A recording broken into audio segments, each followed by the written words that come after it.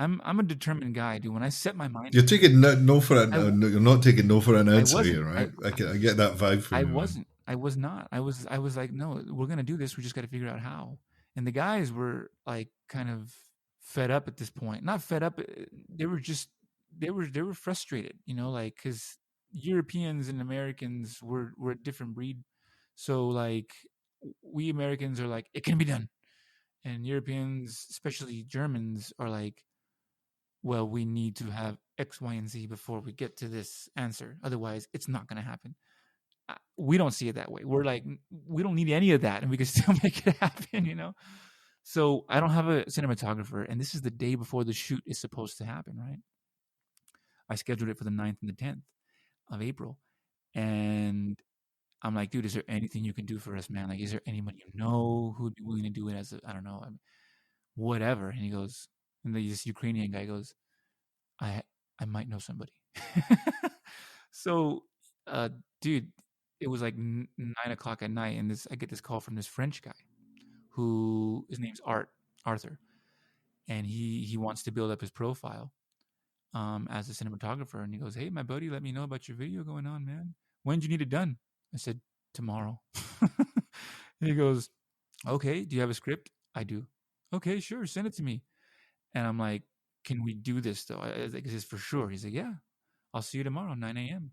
All right. So we talked for a few hours, sent him the script. He really liked it. I mean, all the cinematographers that I sent it to, and I sent it to quite a few of them, loved it.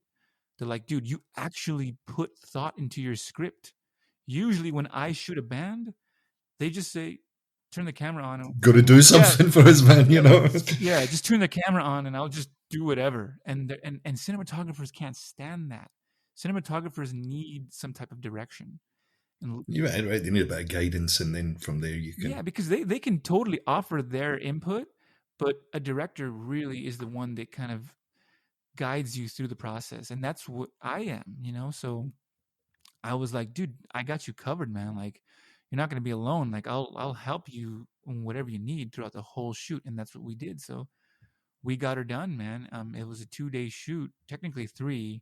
We had to cut it up into 2 days because logistically, it didn't match up for 2 of our guys. They couldn't be there. So the video was actually shot on 2 different days. We were never actually in the same place at the same time.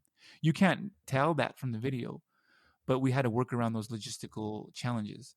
So me and the guitarists, we did our shoots, and then a week later, the bassist and the drummer did their shoots. And we had to find the right day, right? Because the weather in Germany is so unpredictable. I mean, it was supposed to rain. It was a 60% chance of rain on the day that we shot. Dude, I just had so much working against me, Greg. Like, I had just found this cinematographer the day before the shoot. It was looking like I wasn't going to shoot the video. And on top of that, there was a chance of rain. So dude, I had never experienced that much stress in my life. And I was putting in the final details of the video the night before. So I didn't get much sleep. But the product that came out from that was just unbelievable. I mean, standing ovation. And let's just put it that way, dude. Like, I was just so happy with the end product, and the band. Everybody loved it. The guys who were originally saying it couldn't be done were all of a sudden going, "Yeah, oh my God, it's so amazing." And I'm like, "Yeah, I told you." You just had to trust me. You've little faith, man. Yeah.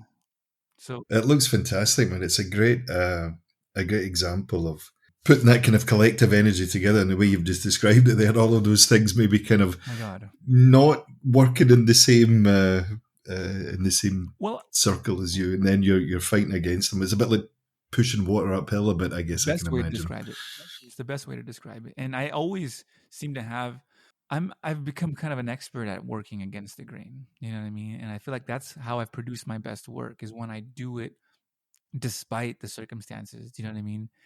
And I guess if we're talking about the concept, the video itself, I'm very proud of, because first of all, we captured every location that I wanted to capture in the video. Everything that I wanted to be in that video, we did get the French Quarter. I thought that wasn't going to end up in the video. That's when I'm laying in the grass, kind of pondering in the sky. And then that crow beautifully just flies over my head. And I was like, dude, please get that crow. and he was able to just get him before he took flight. And I was like, yes. I don't know, just weird little gothic things like that I think are worth putting into a film.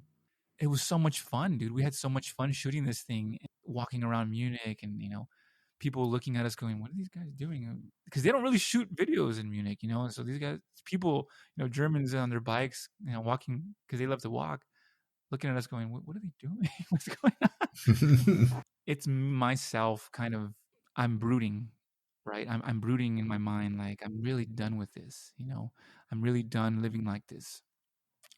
We shattered a bottle in the video because that was sort of the proverbial bottle breaking, the cycle breaking right there. I wanted to really put that into context. Like, yes, I'm breaking the cycle, but I'm also fucking physically breaking something because I'm just sick of all this shit, dude. One of the parts that I really want to discuss is, I don't know if you caught this.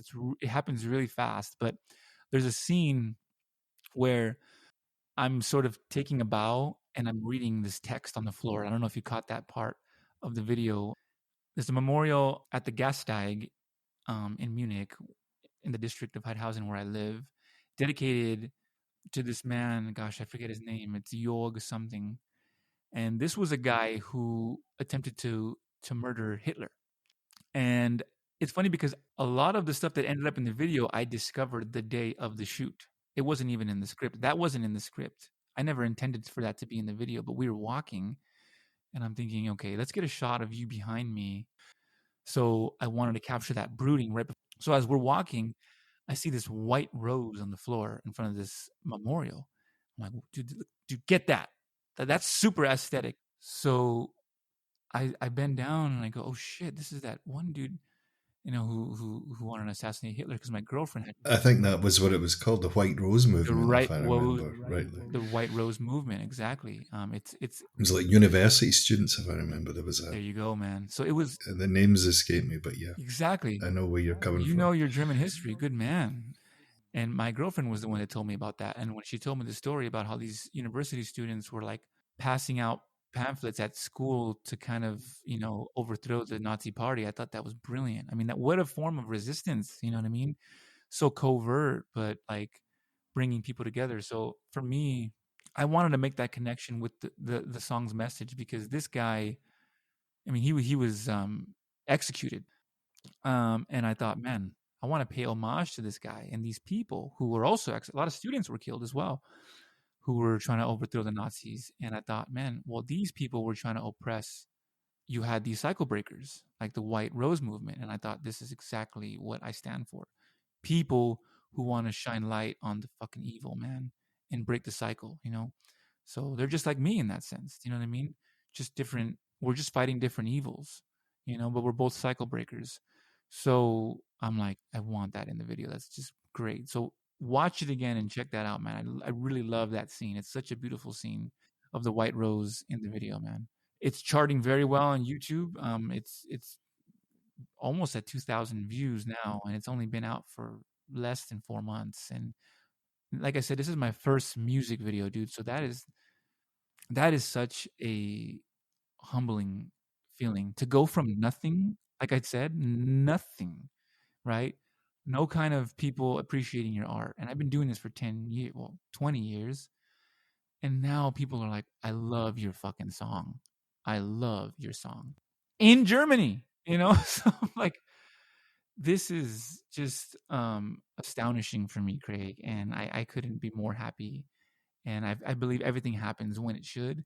And it's certainly happening for me right now. So I couldn't be more happy and proud of myself and the work that I put in.